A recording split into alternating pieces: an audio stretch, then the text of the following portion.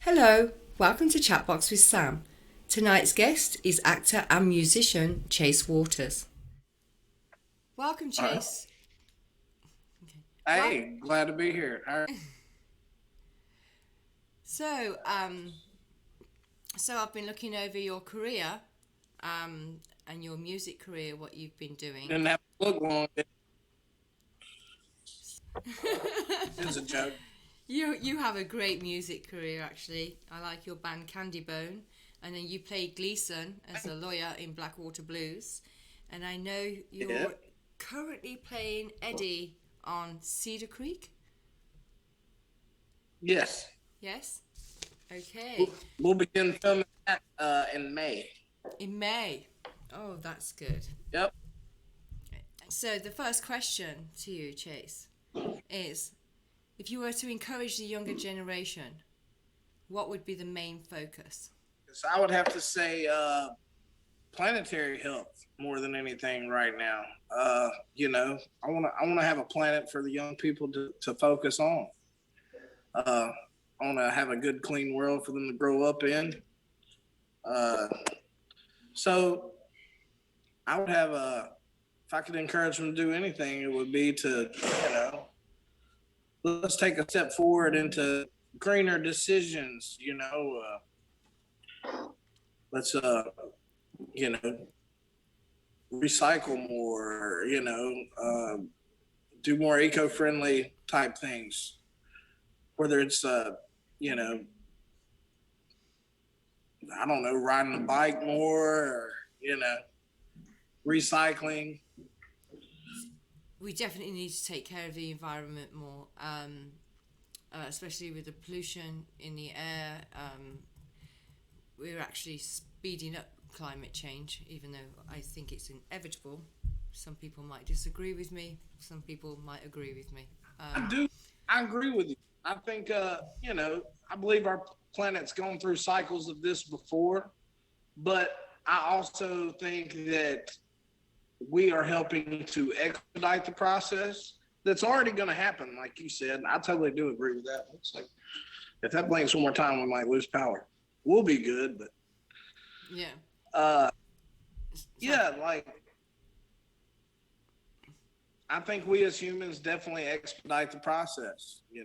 I think it's going to happen regardless, uh, and I think the world's been through it before. There's already been cycles of global warming or what have you. Just complete polar shifts, yes. and it'll happen. Whether or not in our lifetime, I'm not sure. But yeah, we definitely add to it and are expediting it now more than ever, with the investments in industrialization and technology. Mm-hmm. It definitely, and I noticed in COVID when there wasn't many vehicles on the road, that that's the cleanest air they'd had in quite some time. It was starting to, the planet was starting to Right? rejuvenate. Yeah. Yeah, I believe I had even read somewhere where the hole in the ozone layer had healed itself, or Yes. it had closed, and that was fascinating to me. That just that little fragment of time, Mm-hmm. over the course of however long it took us to create that hole, Mm-hmm.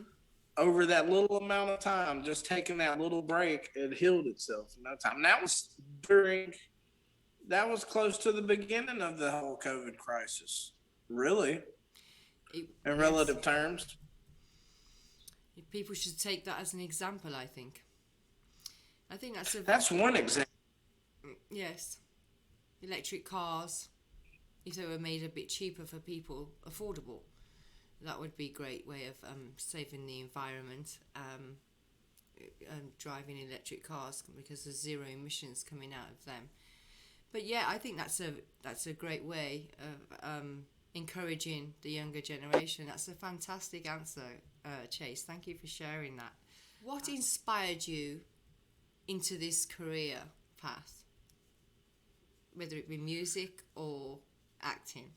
If you'd like to share a little bit of both on that. I've always been fascinated with both. I grew up watching a lot of movies and music videos. That's kind of like, you know, my parents would go to their friend's house, and back then you used to take a VCR tape, VHS, a blank one, Yeah. kind of like you do CDs like we did in our day, but you could take that blank VHS and record something off of the television, whatever was broadcasting. Well, they'd always go to their friend's house and record me VHS tapes of music videos because I loved MTV. I love music, and I love music videos even more. And that's what they would do for me. And then I just had hours and hours of entertainment. But I was also a big film buff. I loved movies. It's just something I kind of, since I was a child, I always aspired to do and be. I wanted to be an actor, and then I was like, I love music. I want to be a musician. I love comedy. I want to do it all. That's just the kind of guy I am. I want to put my hand in every bucket that I think I can. Yeah. That sounds good. So you really I enjoyed. oh yeah, Was Blackwater Blues the first pilot you've been in, or had you been in any more? that's the first pilot presentation I've ever been in. I've worked background on a TV show called Ozark before. Hmm. Uh, yeah, that's the only thing I've done as far as television that I can think of right now. Most Oh, everything else has been filmed. well, film. Could you tell me a little bit about that? Yeah. Now, somewhere along the line, I decided that music was the thing because it was accessible where I was. And the town I grew up in, they more or less try to educate you and prepare you for the workforce where I'm at. It's very rural, and they don't try to raise you to be a dreamer per se. Hmm. That option's always there, but it's more about work, work, work, go to college, get a job kind of thing. Yeah. Anyway, just musicianship was a little more accessible because where I was, it's like, how do you even, like, they didn't make movies here hardly ever, Hmm. once in a blue moon. So, and even then, I didn't know how to put myself there. I didn't know where the casting call was. I didn't have any communication. There wasn't that. They didn't just put it out there like that. We didn't have all this Facebook and everything back then. So Lincoln Park had came out, and I was just fascinated by them, blown away. They were sonically superior to anything I'd heard, and right then I knew. I was like, this is what I want to do now. This is what I can do. So I kind of moved along from the movie or acting aspect of I was just like, we'll just do the music, and then one day maybe if I get far enough with my music, maybe something will happen. Like they'll throw me a bone, and I'll get to be in a movie. I'm hanging out with a friend, and she starts dating my good buddy Jason London, and he and I met, and I didn't even realize who he was at first. We were at a bar hanging out. We'd been hanging out for like an hour, and somebody comes up to me and they're like, "Hey, man, the dude from Dazed and Confused is here." And I was like, "What dude?" And they were like, "Randall Pink Floyd, man." And I was like, "What?" So I go to Tess and Jason, and I'm like, these people keep telling me some dude from Dazed and Confused is here. I ain't bumped into him yet. And Jason starts laughing. He was like, "Let me buy you a beer." Aw. And that's what Tess told me. She was like, "This is him. This is Jason London." And I was like, "Oh, Jason London." She had told me before, but it didn't ring in my head like that, Yeah. Like I just thought another guy. And he was that cool where he wasn't trying to be like, "I'm Jason London." Mm. He was just real personable and cool. And from there, me and him started playing music and writing songs together. Uh, Somewhere along the line, he had just, told me, "Look, my brother does an acting class. You ought to check it out sometime." I did, and I haven't. Yeah. It's just something I do well at, or I thought, or they thought too, you know. And from there, I just started trying to let me put myself in some background work and put myself on the set and see how things are and how it all goes, you know. And so I done a few background gigs. Ozark was my first one, and then later on, me and a friend here wound up getting on Jay and Silent Bob for like a week, the reboot, and that was fun. You know, I had a great time working with Kevin Smith, and he would stop and talk to us every day, and just educate us on things and let us ask questions. So that was a very cool experience.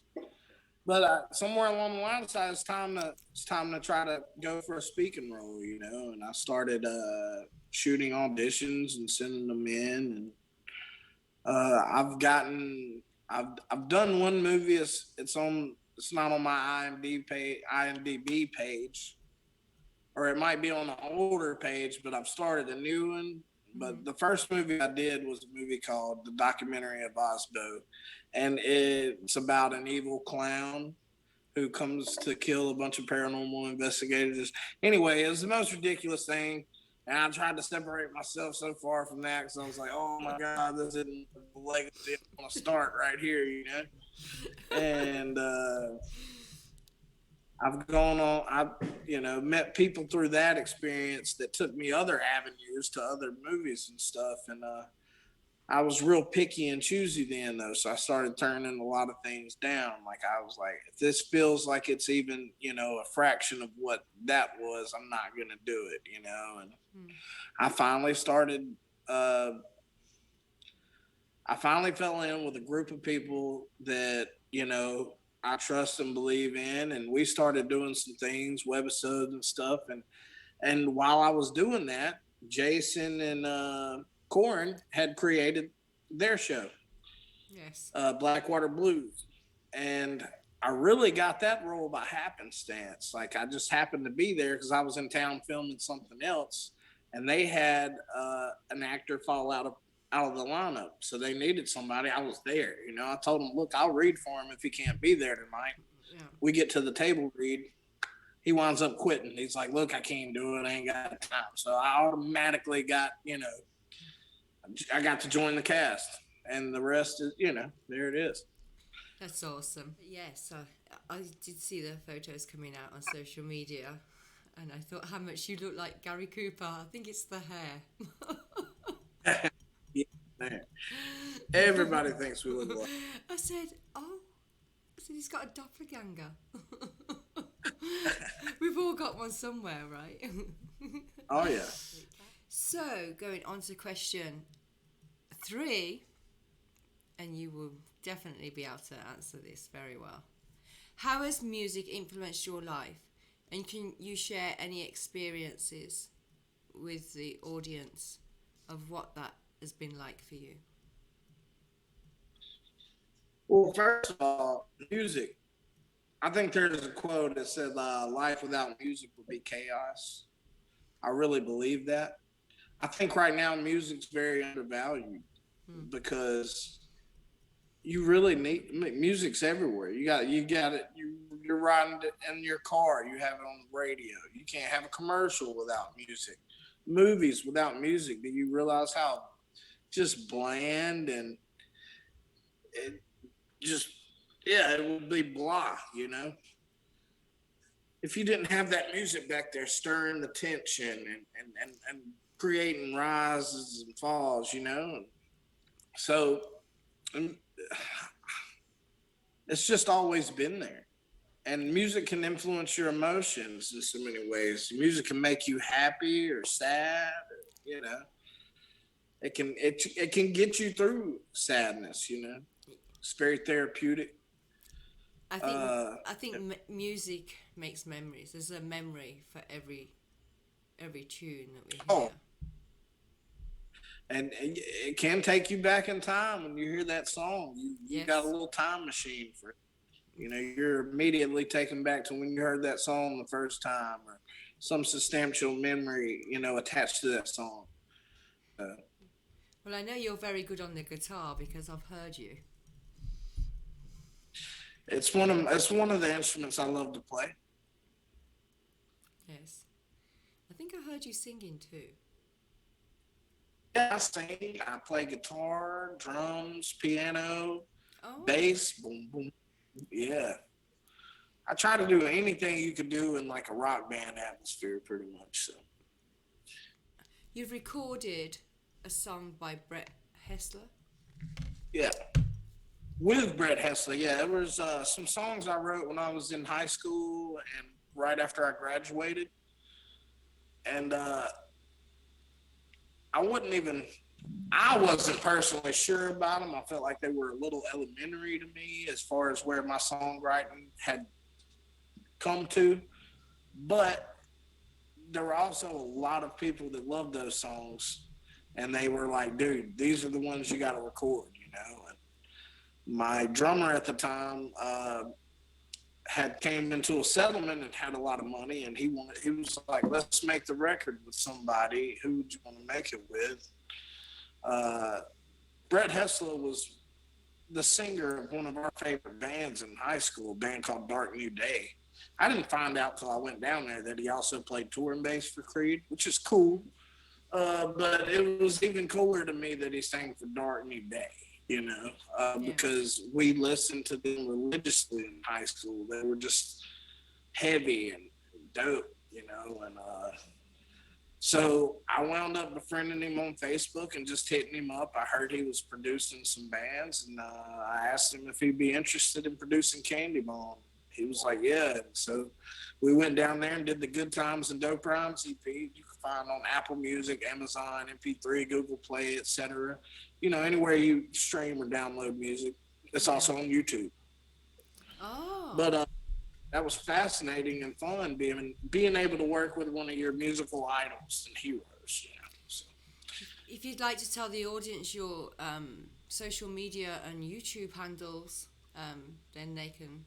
Yeah, Instagram Candy Bone Singer, Twitter as well Candy Bone Singer, TikTok Candy Bone Singer, and you can add Facebook.com/Candy Bone Music. What is your YouTube? Candy Bone Band. Candy Bone Band. Sorry. Okay. Thank you. So, You're this, welcome.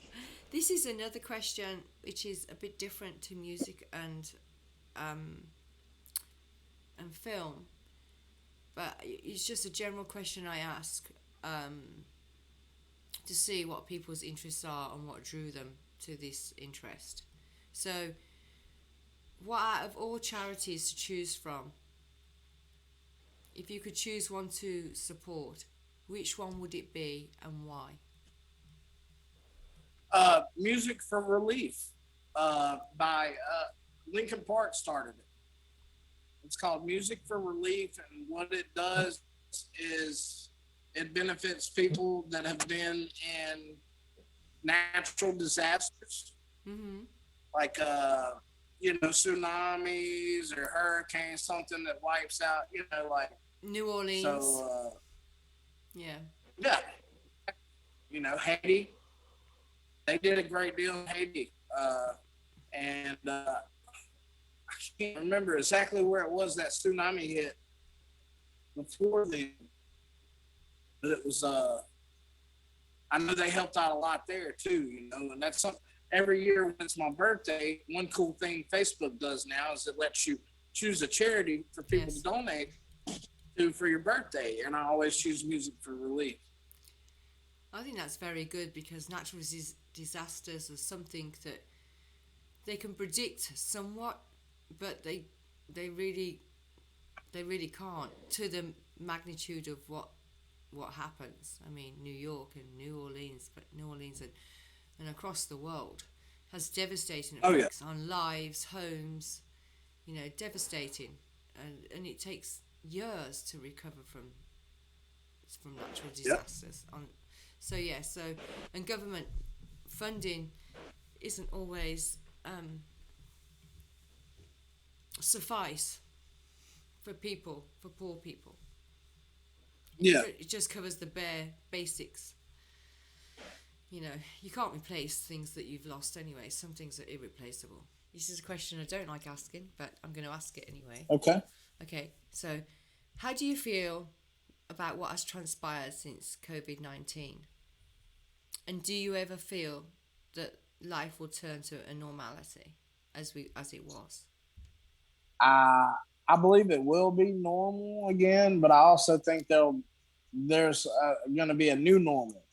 You know, I think some things have changed. Like now, I think a lot of people have realized that we don't have to be crammed up in an office space together when we're working on these computers and stuff. We can work from home. So I think in that aspect, a lot of that might change. But will we be able to go to concerts and stuff like that again and not have to space out and bubble up? Yeah, I truly believe we will. Uh, Other things that have transpired, it's controversial stuff, and it's a crazy world we live in now where you can just have an opinion that's different from somebody else's, and you can kind of get like pushed out of the circle for that kind of thing, like the whole immunization thing that's going on right now, the vaccine or whatever. Me personally, I'm not for it. I don't want to I'm not going to impede on anybody else's right to, but it's just something that I feel like has not had it wasn't put through the necessary time to be able to be 100%. I feel like they're still finding things out about the virus, and they're still finding things out about the vaccine even after they've already started vaccinating people. And I'm just one of those types that's like, I'm gonna sit back and wait till y'all get it together all the way, and iron this thing out, and maybe I'll consider it then. I'm not saying don't go get the vaccine, or it's just not for me. Right. You're just not going to yet. Yeah. Yeah, I'll say that. I'm not gonna yet. Okay, so this is a fun question.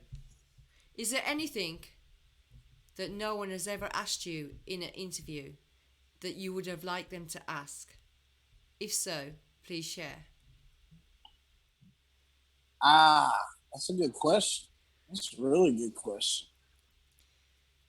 I might have to circle back, as old girl says. I might have to circle back to that one, Samantha, because I really can't think of it. After having been in so many interviews, and you guys are really good with your lines of questioning, I really can't think of a single thing right now. I've been asked anything from, who was the biggest influence, of course, that's one of the main ones. And it's also one everybody's going to ask. I'm going to ask, what do you put in your hair? Okay, then, so think of it like this. Is there something you would have loved to have been asked at any time in your career that no one ever has? Something you think, I wish they'd have asked that. Have you ever walked away and thought, I wish they'd have asked that? When you remember something like something jesting, or you're walking away and you wish you'd have said something but you didn't. You know what I mean? I wish I'd have said all the time.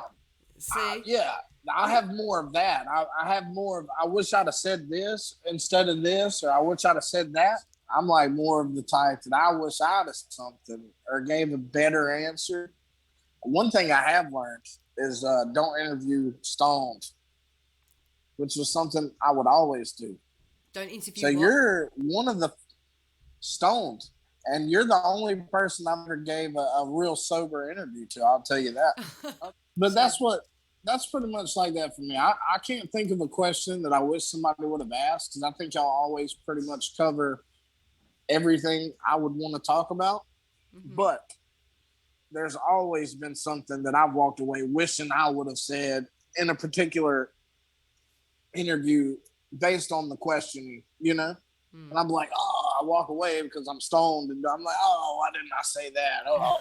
So that's when I was like, all right, no more smoking before interviews. Do I edit this bit out, or do I leave it in? You can definitely leave it in.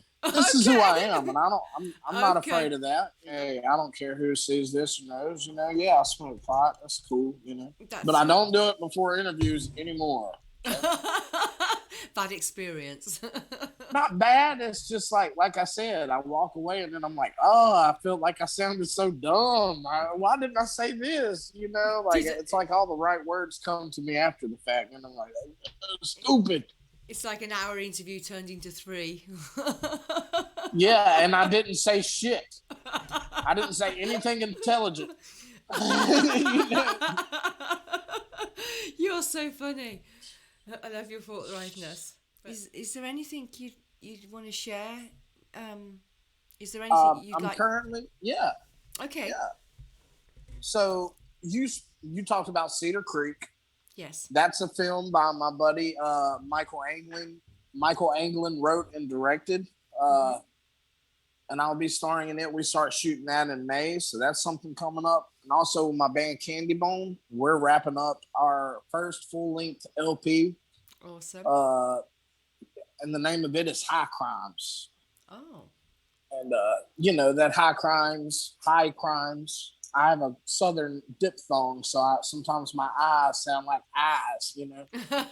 But High what I'm trying to say crimes. is high crimes, and there's a duality there. I chose that for a specific reason because I do talk about a little bit of political stuff, Yes. but also, how drugs and alcohol and addiction can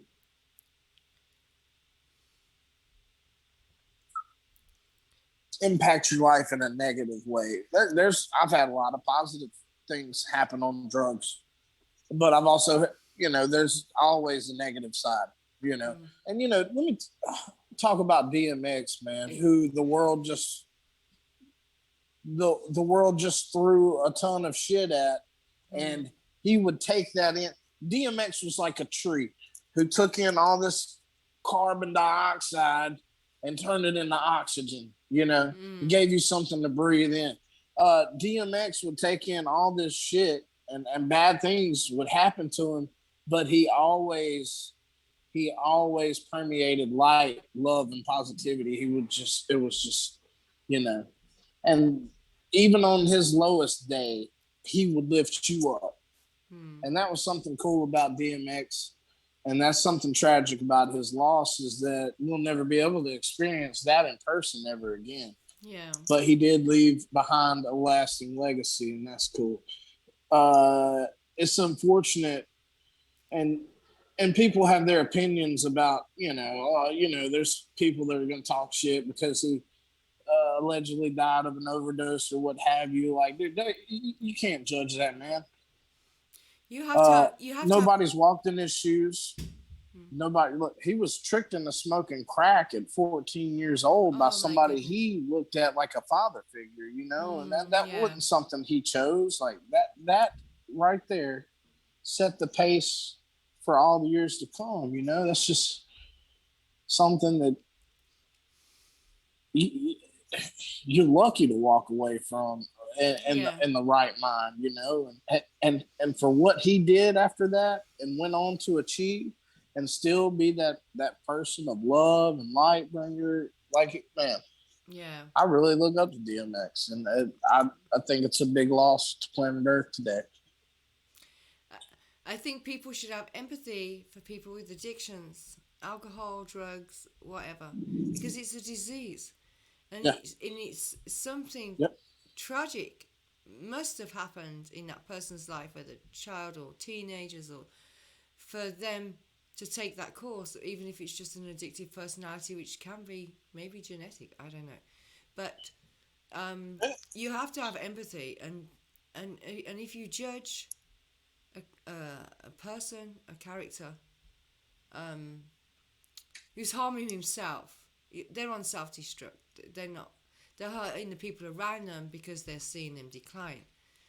But that's not intentional. It's not intentional hurting another person. It's something Right. they can't help. It's unintentional. It's not. They should Right. know better. No, they don't. It's a disease. So they need help. and compassion, especially when they're so positive and light and bring so much positive and light out to other people and give them something to identify with, which he did. Right. Obviously, in his music, he gave people memories and identification and positive. Right. Yeah. So what a shame. Yeah. God rest him. Yeah. It is. So, and that's all. I think. With people, if they just be careful, try and be careful, because there could be some bad drugs out there. Yeah. There could be something. I mean, you might be taking something innocent that you've took before hundreds of times, but Right. another person could be not careful in making the stuff, and it could cause adverse Nowadays, effects. Yeah. fentanyl's a big deal. Yeah. And people are lacing drugs with fentanyl or cutting it with fentanyl now, and that's just not. That will stop your heart. It's not a good cocktail. That will stop your heart. Yeah. Quick, and but also, go ahead. No, so when are you you're looking forward to Blackwater Blues? The teaser pilot, once it's edited, will be released. So you're looking forward to that? Oh yeah, I'm very much looking forward to it. I'm hearing good things right now from the people that are editing it. You get word through the grapevine. Yes. And I've been hearing some very positive things about it. That's and good. I was lucky enough to be one of the producers sent me just a snippet of my performance. Yeah. In one of the scenes, and it looked good. It was just one angle that, in the scene, it'll be multiple angles, so I had to see one long cut from one camera angle, but it was still cool, Yeah. And it was, I look forward to it. Well, Ben's very good too, Ben Yesterday, and then Bobby, he's lovely. Oh, yeah, Ben Yesterday is awesome. Yes, he knows the angles in front of you, behind, and everything. So, and Bobby's such a nice person. He's funny. Oh yeah, Bobby's awesome too. Yeah, Bobby's got a fan base out there. Oh yes. Chase Waters, thank you so much for coming on Chatbox with Sam. We really enjoy. Thank you for having me.